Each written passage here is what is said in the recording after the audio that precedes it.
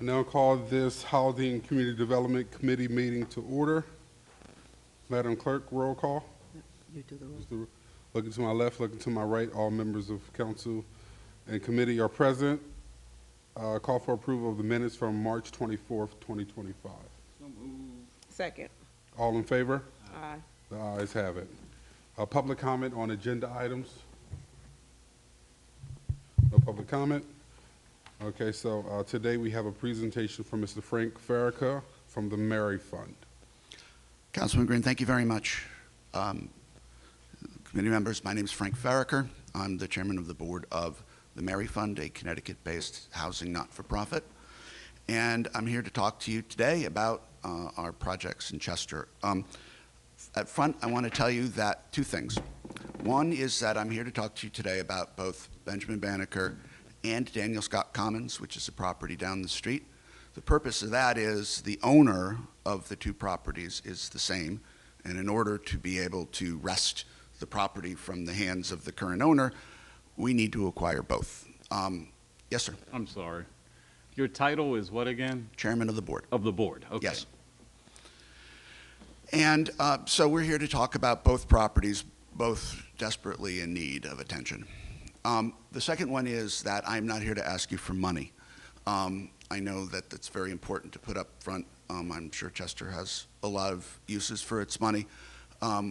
We generally always look for ways to redevelop properties based on existing other public funds. So the Mary Fund will be investing significant amount of money, of its own money, but we're not here to ask you for grant money or CBG, block grant money or anything like that. We're here for your help. So with that, off we go. Okay.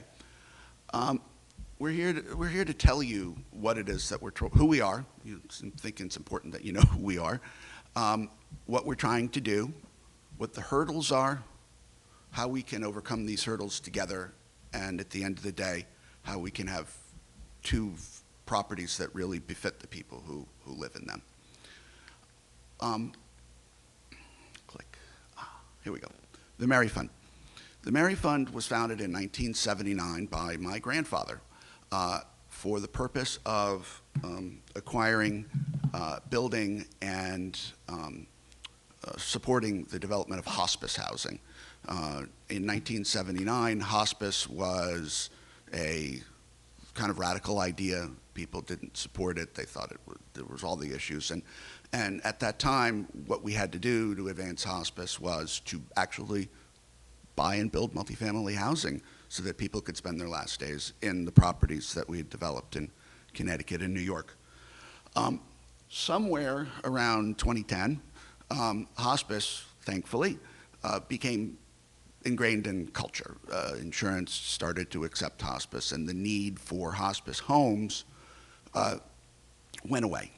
And so at that point, we had to make a decision what to do with an organization that had been operating very successfully for about 30 years. And we made the decision that we would take our skills and our organization, and we would switch to affordable housing.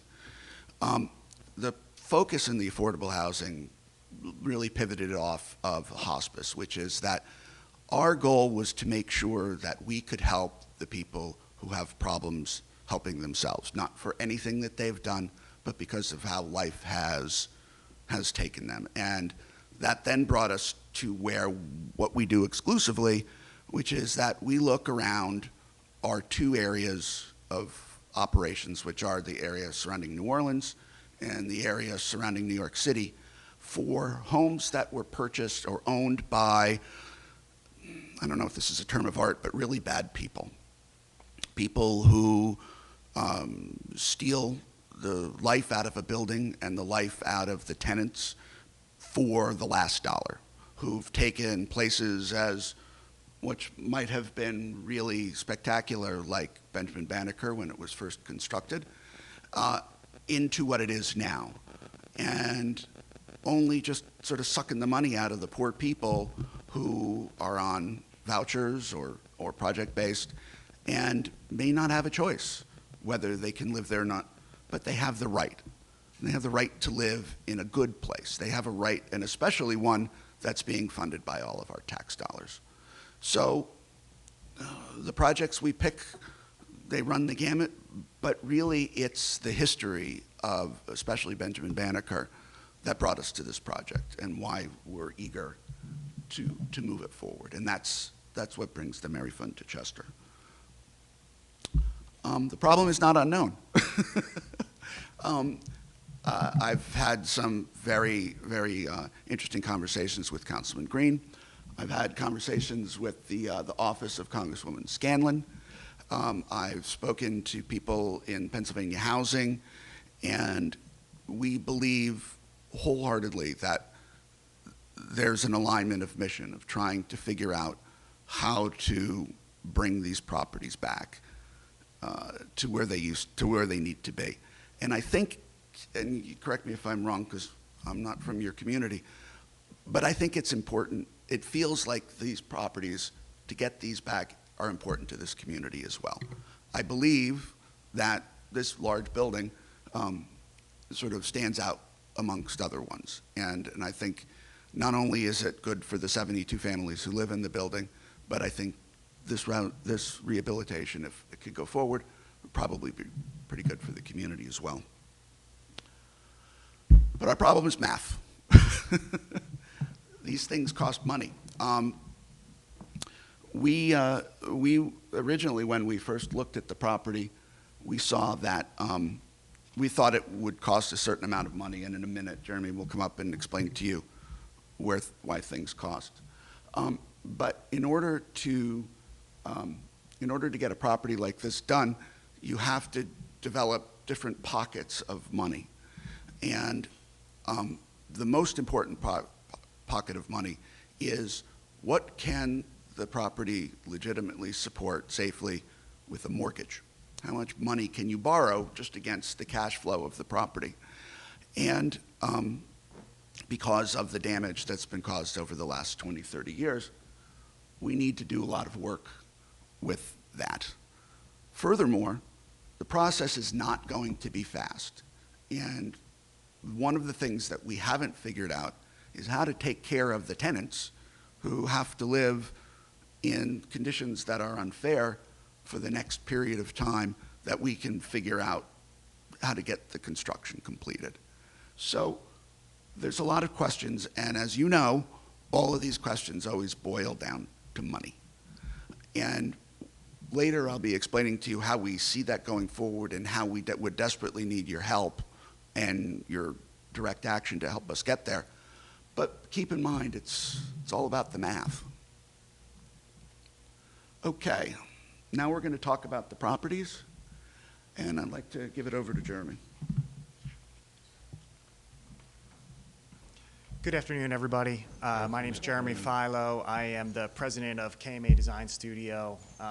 Like the Mary Fund, we have a long history that actually goes back to the late 70s as well, and we have the fortune to work with groups like Frank on projects of real value and meaning to communities, and this is certainly a project type that we've seen many times, and we've been through Benjamin Banneker with Frank. I think it was last fall, if I recall, and just to get an idea of the conditions and how they may relate to some sort of scope of work. I think what we saw that day and what we documented is you're at the more extreme level of work for this type of project. I mean, you're going, they can be anywhere from kind of superficial, cosmetic type of things but all the way to infrastructure type work, electrical, service and feeds, full mechanical, plumbing issues, et cetera. Banneker definitely falls into that category. I think you'd be looking at a robust electrical infrastructure upgrade. The panel boxes are not compliant in any way. The feeds are not compliant.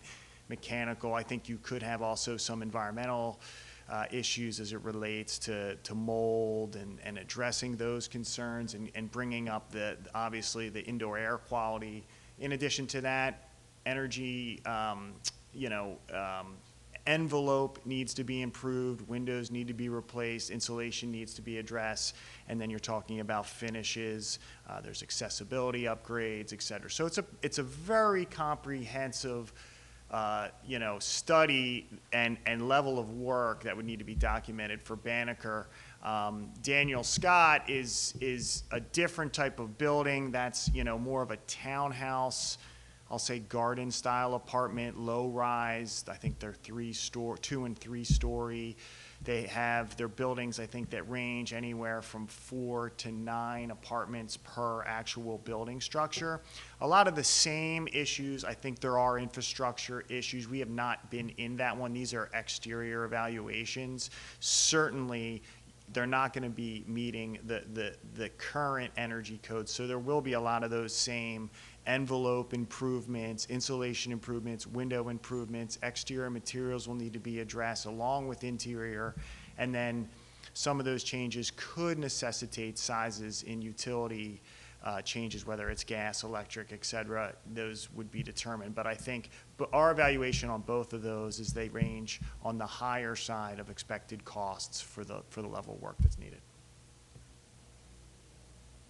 And we give just a very generic list of the things that you would see, and then, these would get specifically drawn down, as we do a detailed evaluation. And then you can see we've also identified on the next plan, oh yeah, I have it here, what am I doing?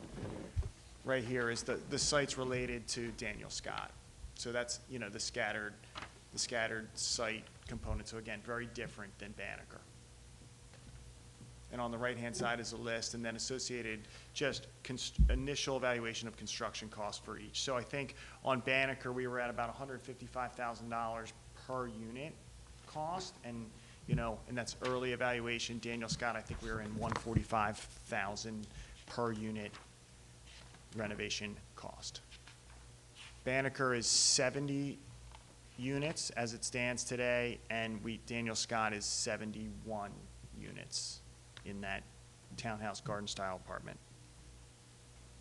And there it is.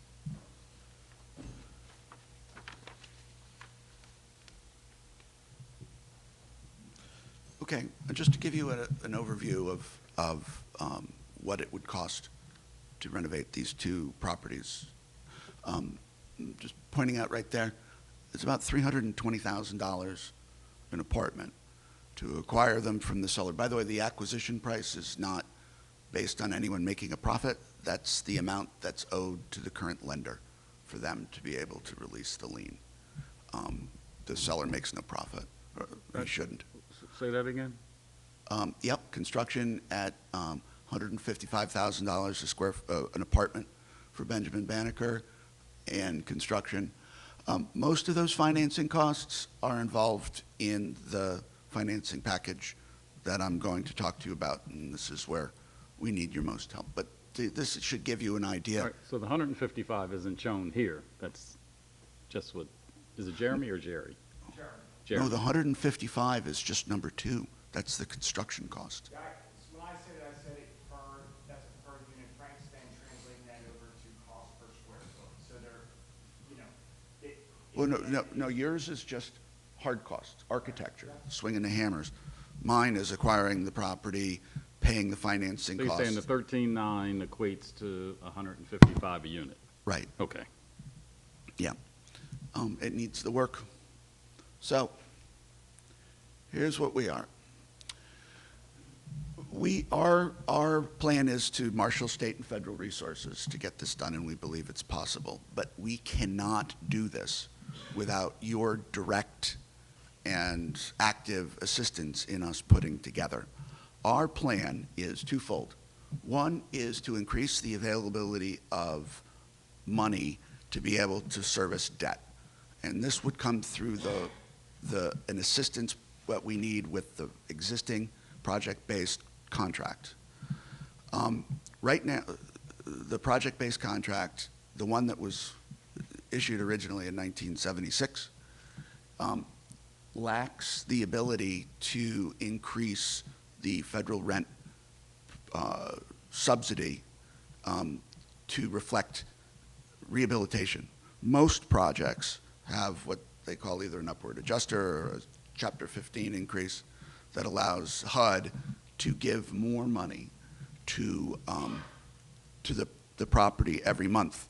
That money would increase the bottom line and increase the ability of the amount of money that we would need to borrow to do the construction work. Because this is not in the contract, we've been advised both by council and by Congresswoman Scanlon's office that we're kind of on our own. However, we were also told that the direct intercession of the city of Chester, especially the mayor's office, would allow us an opportunity to be able to change that contract. This would not affect the tenants one iota. The tenants would still pay the exact same amount of money, but this, due to the fact of this renovation, being able to change the contract with HUD would allow us more money to do the rehab. Hold on. You're telling me that someone told you that the mayor's office can influence how HUD is going to? No, sir. Okay, so They I'm didn't- no. terribly misunderstanding. No. What is your ask of us?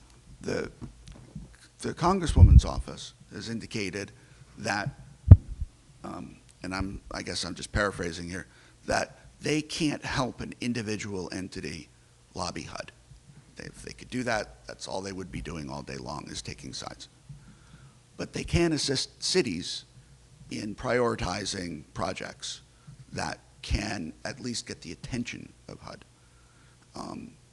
And so it has been told to us, no, Mr. Mayor, I wish you could. I wish you had a magic wand. It just helps us to get to a better spot than it would if the city were agnostic about the project. I have a question. So, you said you're gonna redevelop, you're going to rehab the housing units, but then you say that the current tenants that are there will be paying the same amount of rent each month. But that can't be the case, because if HUD is gonna give a certain amount, they also pay a portion.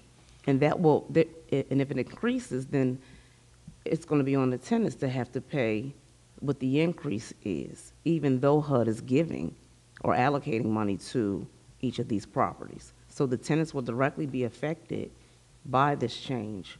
So, Ma'am, just, that's not the case. The tenants in the building will pay, right now, are paying 30% of their income I towards their understand rent. that. After, they will still be paying 30% of their income. but it may increase. If you're gonna be asking HUD for additional dollars, that's gonna be an increase to the tenants. No, because it's only calculated on what they personally make. So if a tenant in there makes no money for whatever reason, the tenant portion of the rent will remain at zero.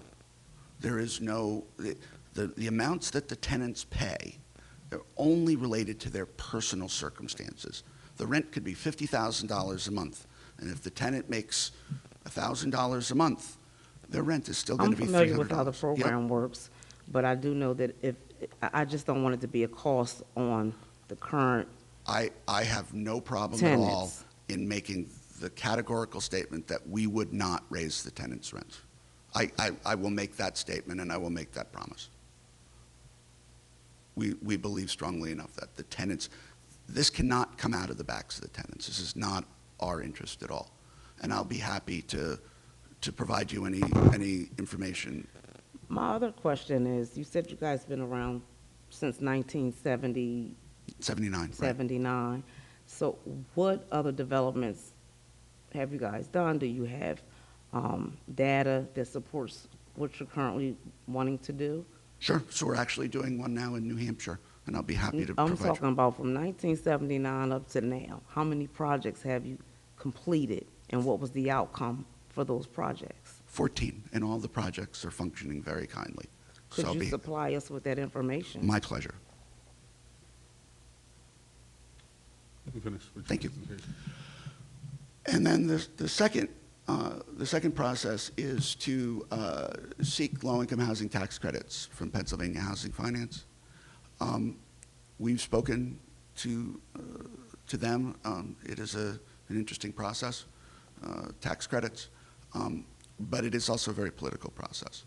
And we've also been advised that the support of the community would go a very long way towards helping us find the finances to do that. I will provide you our financial analysis for your review, because we're going to be as transparent as we can with everything. And with that, we are hoping that within about 12 months, we'll be able to develop a financing package. The Mary Fund will pay for all the costs to get to that point. This certainly won't cost the community anything. If we are successful, that's wonderful. And if we're not, we thank you for your assistance, and we'll give you all the information we have. But we strongly believe that we will be successful. Another question, because I'm looking here at the last note you had. You said we must discuss what can be done to aid the tenants in an interim period, about 18 months before construction can even commence. So are you going to, or are you willing to move the tenants into livable, Yes. habitable housing? Yes, we've budgeted $700,000 for the purpose of making sure either to find them temporary housing or to move them even into hotels, if that's what it takes, to make sure that each and every tenant is taken care of. Nobody they can't be displaced even by the circumstances of HUD, but we have no interest in displacing any tenants or causing them any, it's not their fault that we are where we are. And so this is not something that we have any intention of passing back on to the tenants. Did you just say they can't be displaced? Under the existing HUD contracts, they can be displaced. They can't be permanently displaced. They can't be kicked out. Tenants have the right to have their home back. We would have the right potentially to move them to a different unit in the building, but not to just say even if the project were gutted, completely gutted and rebuilt, those tenants still have the right to come home at some point.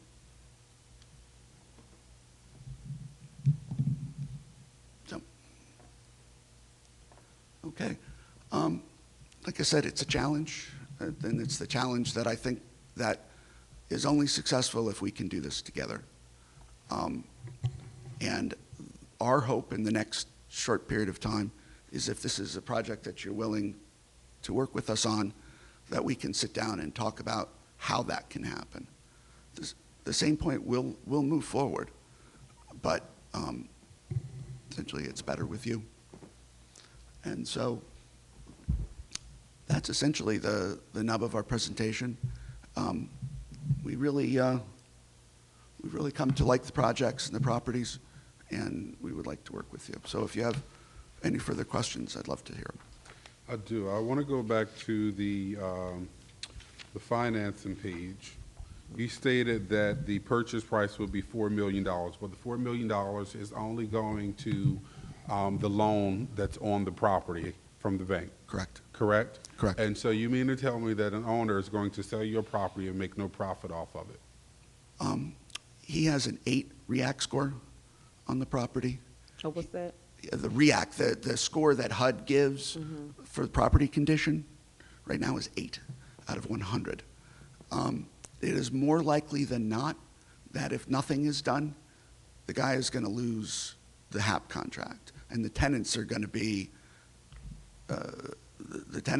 left without protections. They'll be given vouchers, and they'll likely be told to leave. I believe recently the building department has asked him to spend $80,000 on repairing a sprinkler system. I'll be candid with you, the property is worth nothing. It really is worth nothing. I mean, the property loses money on a consistent basis. It has absolutely no path to make money anytime soon. The city is asking for reasonable repairs to be done,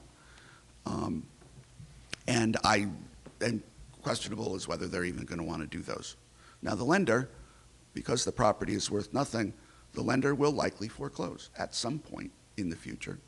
And then we enter into the morass of waiting for the lender, see where the lenders, everyone has a feeling that a lender will say, oh, well, this is pretty obvious. We'll we'll give you $1 million for the property and you'll get some good public relations. And all the lenders will say no, they won't. And they'll wait for a period of time and perhaps they'll market it, and it will take an incredibly long amount of time. And the only people wounded there are the tenants. The guy's probably gonna, figure it out financially.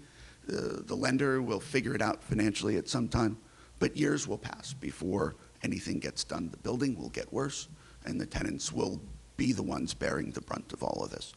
So it is our impression and our opinion that you might as well just get to it and get the lender out of it, get the seller out of it, and move forward. It's more than it's worth, but Yeah, I just it don't gets us to the agree conclusion. that the building is worth nothing. It has to be worth something. You're willing to pay $4 million for it and then invest $23 million into this project. So it has to be worth something.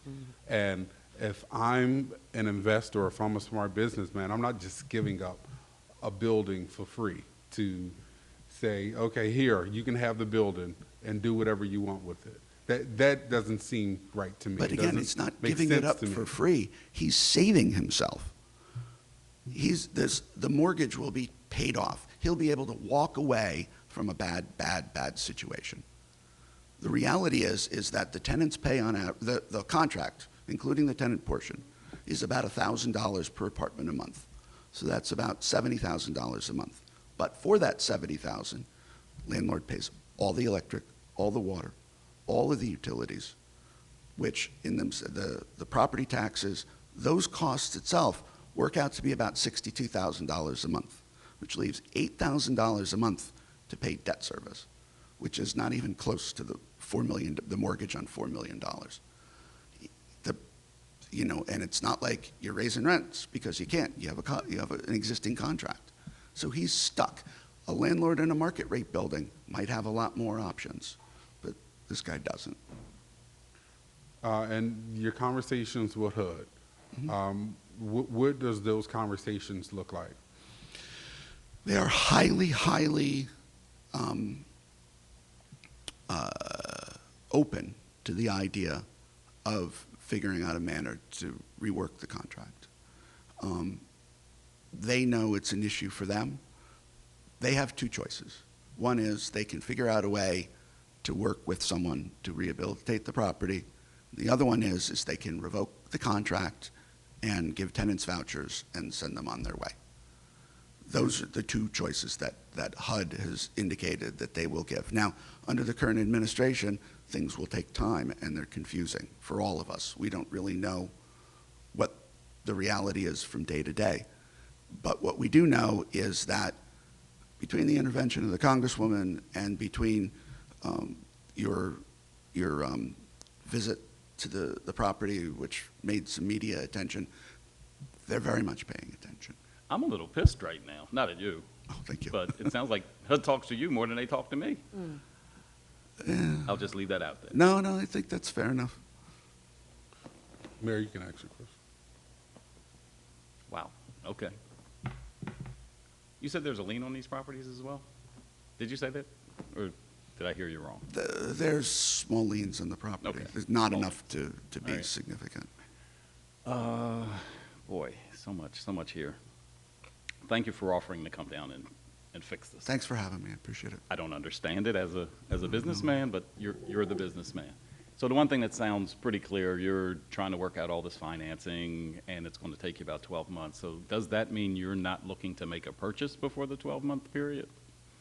If all the ducks line up perfectly, or are you saying it's going to take 12 months to probably get everything lined up, get the money right, and make this transaction? It's the latter, yeah. We don't have the resources to buy the property and to cover the losses over the period of time. So you're not looking to buy it tomorrow, Not tomorrow, no, sir. but more likely a year from now. Less if we could. That's correct. But in order to do all that financing, we need to demonstrate that not only do we have site control, but we have the support of the community. All right. Without the support of the community, it's dead in the water.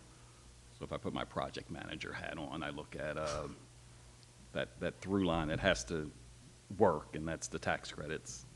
That, my experience here in the small time I've been here, you you did say it's somewhat political, but I think the competitive issue with regard to tax credits is more the issue.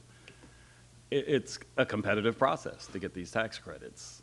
Politics plays a role with our letters of support and our connections.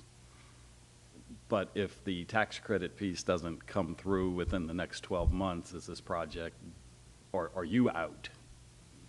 That seems to be the main source of trying to get in. It's not like you've got a bunch of money in your coffers that you're going to buy this. Tax credits is a big piece of that. And we have other projects in this town that, Sure. are applying for the same tax credits that you are. But just to be clear, we would be applying for 4% tax credits, which are non-competitive. 9% tax credits, the bigger ones are extremely competitive, extremely political. They're divided up in the state by region, and you may have a significantly better project than someone in Pittsburgh, but if the regional numbers go that way, they're going to give it to the project in Pittsburgh. 4% tax credits are non-competitive as long as you meet the requirements of the QAP, the tax credits can get awarded. But further to your question, yes, if I can't figure out for our organization how to finance this thing, then we can't move forward. But we believe strongly that we can, or I wouldn't be here. What brought your attention to this project in particular? You say New Orleans, New York is kind of your wheelhouse, but you were here last fall, so That's right. you've been snooping around here for a while, and I don't mean that in a derogatory way, but we didn't know you were here. And Sure. You have some connection with the current owners? Did they call you? How did you find them? We have a project currently working in New Hampshire. We were alerted to this when we were doing the project in New Hampshire. The project manager of that site, who was from Philadelphia, told us about this property.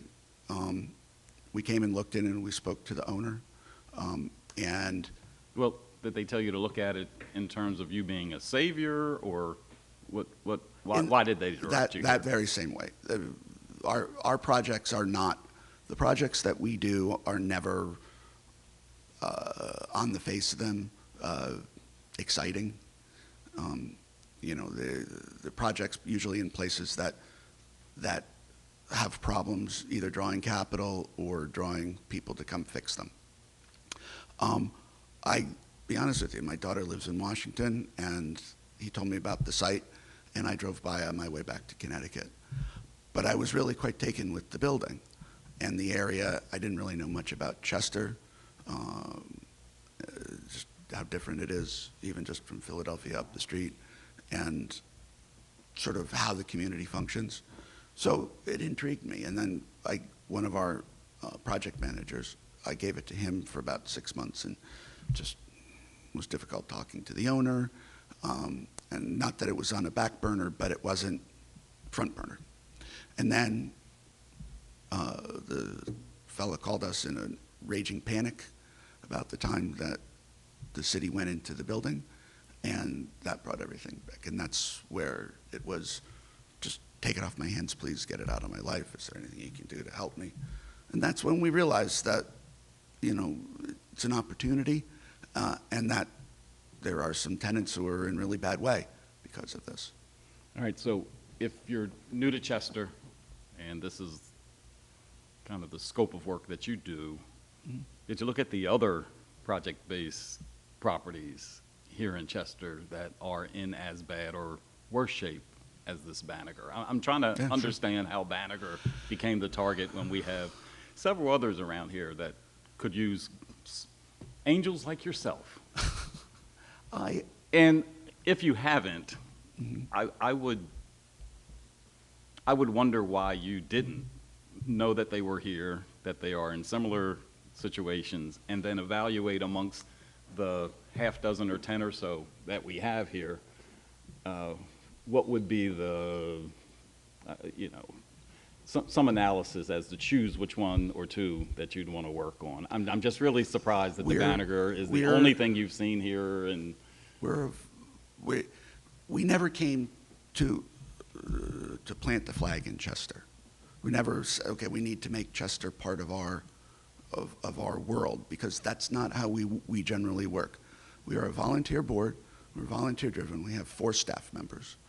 And what we generally find ourselves doing is finding a project. There is no reason that we should be in Claremont Apartments in Claremont, New Hampshire, which is somewhere between the back of beyond and the middle of nowhere. But there's a 90-unit apartment building in Claremont that's falling apart. And we don't have any other things in New Hampshire, but we have this project. We have a project in Norwalk, Connecticut, which we finished about 2 years ago. I mean, I didn't even live in Norwalk at the time. We find individual projects. Absolutely, if you don't feel that this project is more of a priority than other ones in Chester, by all means, we're happy to look at all of them. But you know, this will be roughly the same path that we would take. Looking at you, Jeremy, electrical, mechanical, environmental, energy envelope, finishes, and accessibility. That's everything. That's everything, and that all is going to contribute to the 150,000-ish you're investing in each of these units. Now someone, a novice would come into this room and say, for $150,000, you can build a modular home. You know, why wouldn't you do 70 of those as opposed to putting 70, you know, improvements to that amount on 70 of these units? What's the logic there? What's the logic? The logic is preserving the building.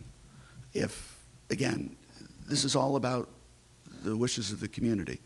If the community thinks it's better to find a project and do it elsewhere, then that's the decision you make. That this, in order for us to restore the Benjamin Banneker, that's what needs to be done. And the most important thing is to make sure that it's in a position so it doesn't have to go back to what it is now, where the opportunity does not exist for the property to be brought into rack and ruin in the future, especially if it's in a tax credit regime, which has another, you know, continues the requirements for 30 more years. I did have a question on how you worded it. The Benjamin Banneker is currently burdened with a HUD contract, but I guess you kind of explained that the contract that they signed up for hasn't been adjusted since they've signed up for it, and it doesn't support the upkeep of the apartment. It doesn't have an automatic adjustment. That's correct. Okay. I got And that's that. where the burden is, because you're burdened by all the requirements of the HUD financing arrangements, but you're given no opportunity to change, and things have happened since in the 1970s. Your next point is Daniel Scott Commons needs an extension of its contract. What does that mean? Did they get a better deal than the Banneker from HUD? Or? They only have 6 years remaining on their contract, and no reasonable entity will finance a contract that's less than 5 years, which it will be by the time, in theory, the project is under construction.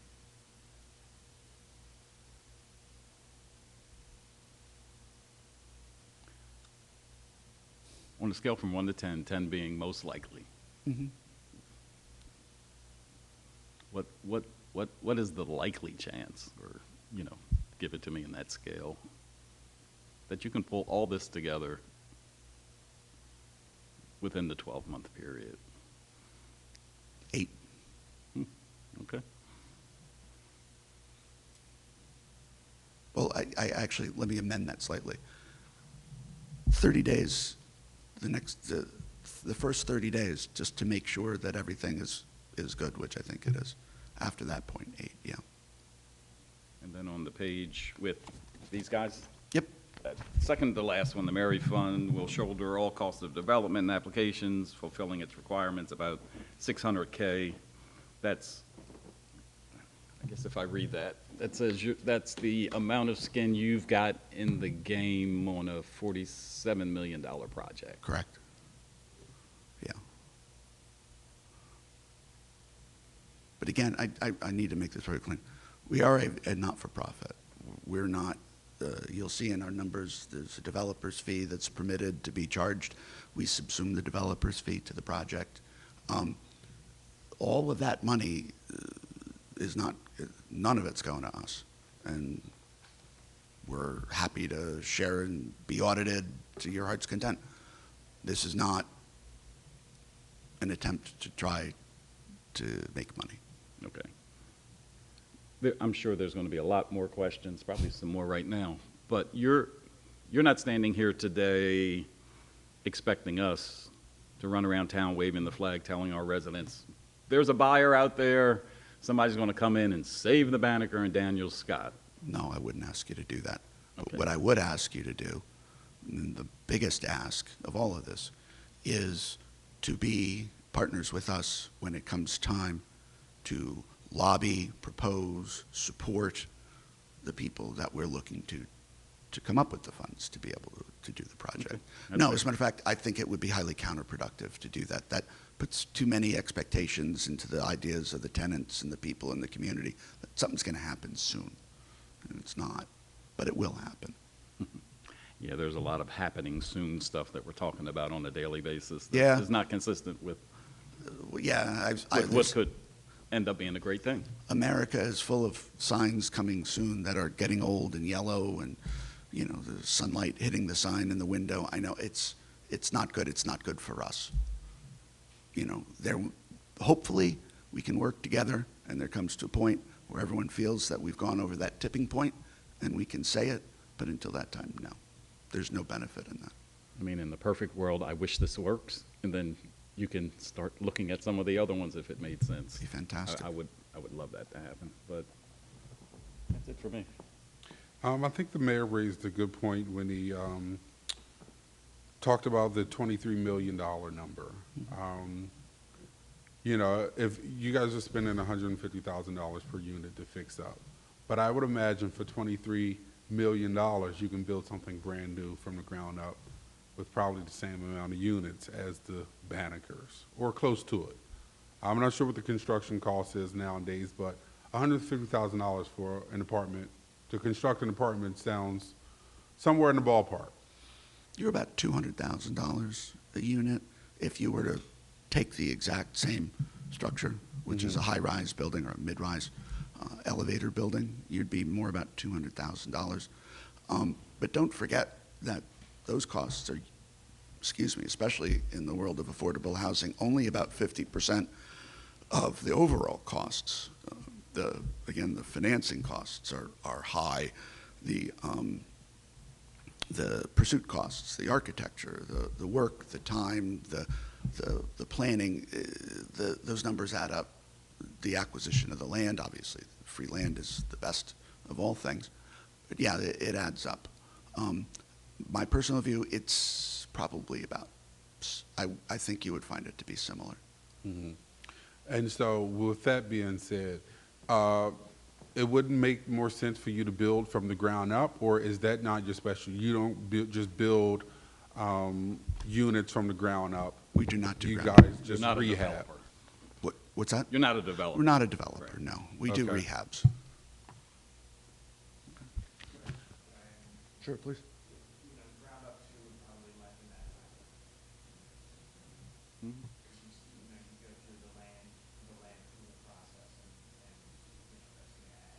Well, realizing the ground up wouldn't be a solution to the problem that we're No. trying That, to correct.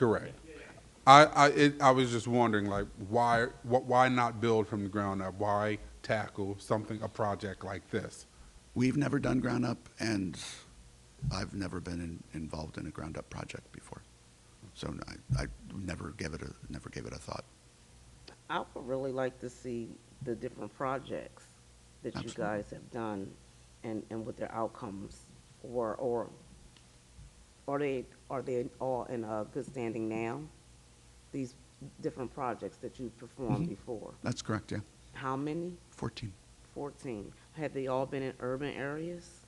All in urban, no, I'm sorry, I take that back. 2 are in rural areas, but none are in suburban areas. Yeah, I like to see. My pleasure. With- So with to you. that point, like, as a nonprofit, as a company that does what you do, be proud. Like, your website shows none of that. It looks like the most stock, We've had- kid-built website I've ever seen. We've had that discussion internally, yeah.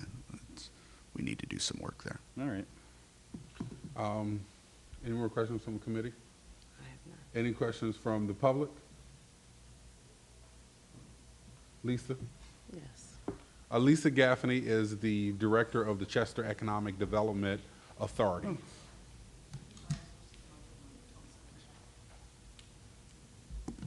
I had a question. You have a detail of your cost and your acquisition costs, et cetera. Can you give us a detail of your sources of, you talked about doing 4% tax credits, what your other, how you're going to fill in the other gap, because obviously that's not going to be enough to make a $23 million budget. So could you give us? Full sources and uses, and I'll be happy to. Yeah, because we'd like to see that. And can you talk a little bit about the relocation expenses too? So are you anticipating relocating people for an entire year? How long? Get close to the mic because we are. Or you know recording. what, grab that other mic, Lisa. Yeah, you can hold that one. The thought currently is to do an in-place rehab. There are currently 7 vacant units. The idea would be to attack the systems first, which don't intrude on the tenant's day-to-day life, and when it's time to do a rehab, to rehabilitate the 7 or 8 vacant units that exist now and have tenants live in them temporarily while their unit is being rehabilitated, and then they can move back. We would physically move the tenant and their possessions from that apartment into the temporary one, and then would physically move their possessions back. If there were a circumstance where there wasn't enough space or it wasn't possible, we would move them to a hotel. HUD permits you to move tenants within the actual community itself, but then that involves a series of other problems, which are both less expensive and, frankly, from past experience, most tenants kind of appreciate moving into the hotel. So, as long as it's not. And so you'll do like 1 unit at a time or a few units at a time. Correct. You'll first fix up the 7 that's vacant and then move people in those and then switch back and forth? That's Is correct, that- yeah. Okay. Lisa? And No, how I'm is? just glad to hear that because that's the same scenario we told the current owners to tackle. Like if you've Okay. got 7 or 8 in really bad shape vacants, fix them up and rotate people Yeah, through. But yeah, thanks you for gotta sharing fix that. them up. And how are you going to fund the relocation? It's part of our budget. Right, but which funding source is going to go to that? Um, You're going to do that pre having everything in place, or you're going to do that after all your funding is in place? We won't move anybody until the funding's in place, All the funding? all the funding, yeah. And it includes more than the tax credits? You're doing, you have debt financing, et That's right. cetera? Yeah, we'd like to see that. Just Well, what those numbers my are. pleasure. Thank you. Sure. Councilman? Good afternoon, everyone. Good afternoon. Good afternoon, everyone. Good afternoon. Councilman Shaquan Davis. I just had one question in regards to the timeline for the project. I heard you all mention that in a perfect world, maybe it might be a 12-month period until you, I guess, receive the tax credit that you were looking for. What will be the timeline after that perfect world scenario where you can actually start developing, moving the tenants around, gutting the building, doing everything that makes it livable for the residents here? What would that time frame look like?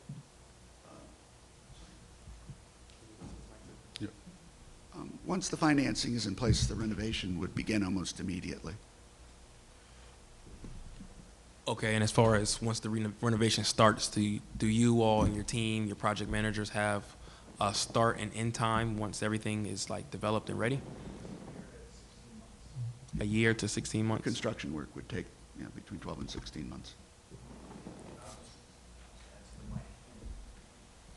And that's in part because you are phasing it, so you're breaking it down into smaller pieces, that we just talked about, 7 or 8 units at a time. So it takes a little while to progress.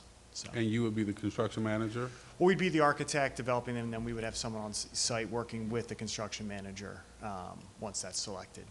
So essentially, we put together a package Frank and his team bring on a construction manager to run the job in construction. We work together on the specifics of the job. So- Gotcha. And as well as, I know the severity of changing the internal structure, fixing the rooms, apartments, everything like that. But I didn't see anything in your presentation in regards to the beautification of the exterior of the premises. So the parking lot, the parking structure, trees, whatever we're talking about when it comes to beautification and dealing with the blight that we already have in Chester. Yeah. What is your plan to tackle that? Yeah, the development would include improving all those areas, so landscaping, improvement of hard surfaces, recreation areas would be either reconstructed or changed or improved, all part of it. So it's not just the building itself, it's the site. And that's part of the budget that you already presented, correct? Okay. Yep. Thank you. Just asking for clarification. Yep, absolutely. Thank you. Any other members of public? Any more members from committee? No, other than, thank you. Like, Right. we love when people who want to help develop and improve our town come in. We don't see enough of you guys. Well, I Hope think we can make this work. So do I. Again, Neil has my contact information. I'll get your answers to you right away. Do you mind if I send them to her? Nope, you can send it, and she'll disseminate the Okay. information, and also get the information that Ms. Lisa Gaffney asked of. Why don't I just send it to her? She can shoot it over to you. That'd be and great. I'll send it to the, Wonderful. thank you so much for your time. I We appreciate your you time. coming to Thanks the for Thank state. taking it. And no further questions? Motion to adjourn? So moved? Second. Meeting adjourned.